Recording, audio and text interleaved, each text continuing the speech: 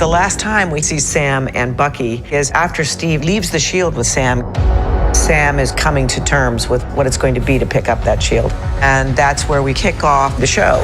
The legacy of that shield is complicated. When Disney Plus was announced, there was an opportunity to interweave the cinematic universe with the television universe. The world of the Falcon and Winter Soldier in the films is so big, and you want this show to feel as big and as engrossing. I think fans will definitely get a kick out of seeing a continuation of that kind of filmmaking that those movies had. Sam, this has to be subtle. Got it.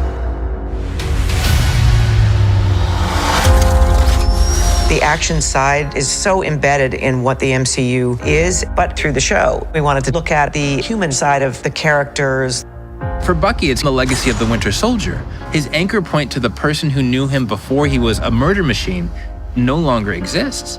So Bucky feels unmoored in the series and is looking for his purpose. And Sam Wilson is very much doing the same thing. When Steve first told me about the shield, the first words I said were, feels like it's someone else's.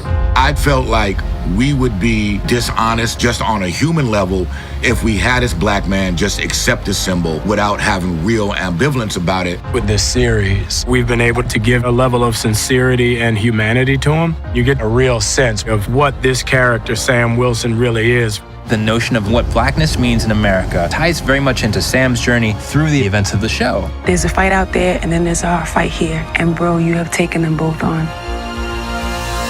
Well, let's get to work.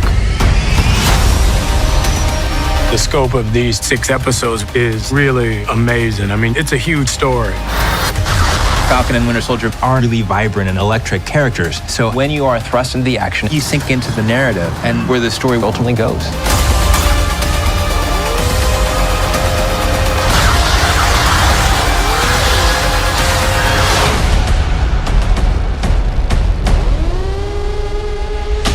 Exclusively on Disney Plus.